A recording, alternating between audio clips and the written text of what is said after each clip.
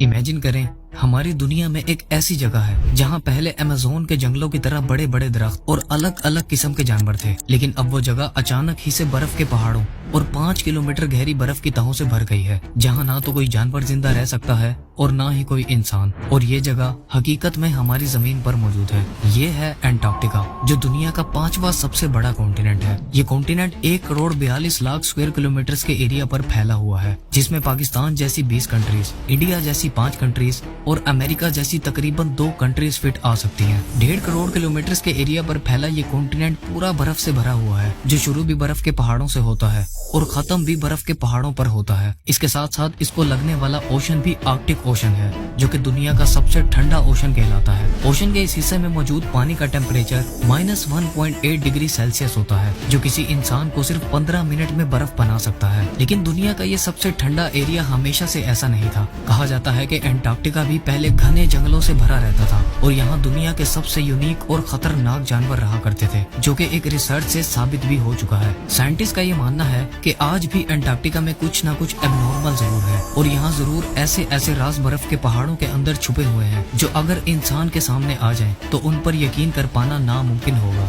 या तो यहाँ बर्फ के नीचे एक पूरा शहर मौजूद है, या यहाँ पर एलियंस रहते हैं, या फिर बर्फ के इन पहाड़ों में एक ऐसी दुनिया बसती है जिनके बारे में इंसान आज तक नहीं जानता। आखिर क्या है एंटार्क्टिका की हकीकत और हजारों साल पहले ऐसा क्या हुआ था जो ये कॉन्टिनेंट आज सारी दुनिया से दूर जमीन के साउथ पोल में अकेला मौजूद है? जानते हैं आज की इस वीडियो में।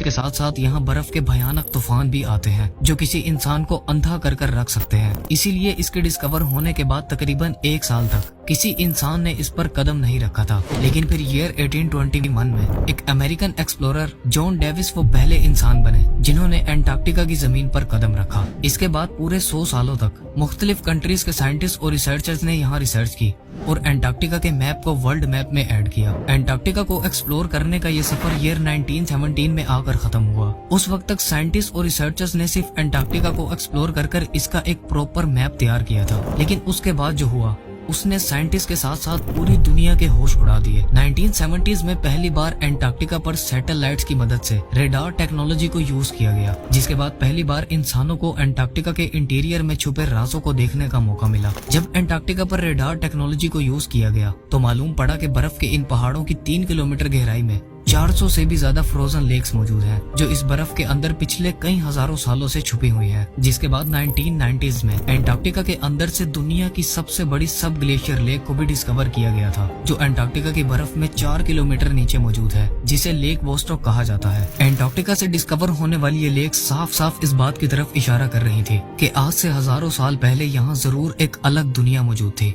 और ये जगह भी घने जंगलों और जानवरों से भरी हुआ करती थी। इन थ्योरीज को प्रूव करने के लिए 2014 में एंटार्क्टिका में एक बहुत बड़ा होल ड्रिल किया गया, जिसकी गहराई 3.7 किलोमीटर थी। जब इस जगह पर ड्रिल कर बर्फ के सैंपल्स को निकाला गया तो इन सैंपल्स में साइंटिस्ट को छोटे छोटे माइक्रो ऑर्गेनिजम्स का एक पूरा इकोसिस्टम मिला, जो कई मिलियन सालों से बर्फ में ढके होने के बावजूद जिंदा था। रिसर्च के बाद ये मालूम पड़ा कि ये माइक्रो ऑर्गेनिजम्स बिना सनलाइट के मीथेन और अमोनियम को एनर्जी के तौर पर यूज कर मुसलसल ग्रो हो रहे हैं, जो यहाँ पर जिंदगी पाए जाने का जीता जाता सबूत है। इसके अलावा अक्टूबर 2021 में ब्राजील की एक रिसर्च टीम ने एंटार्क्टिका के जेम्स रोस आइलैंड से 7.5 करोड़ साल पुराने चारकोल के एक टुकड़े को डिस्कवर किया था। अब सवाल यहाँ पर ये आता है कि एंटार्क्टिका ग्रीनलैंड से बर्फ के पहाड़ों में कैसे तब्दील हुआ। 66 मिलियन साल पहले जब जमीन से डायनासोर्स एक्सटिंक्ट हुए थे, उसके बाद गोंडवाना लैंड, जो कि एक सुपर कॉन्टिनेंट था, वो टुकड़ों में तब्दील होने लगा था, जिसके बाद अलग अलग कॉन्टिनेंट्स अपने एग्जिस्टेंस में आए थे। वहीं दूसरी तरफ एंटार्क्टिका इस सुपर कॉन्टिनेंट से अलग होने के बाद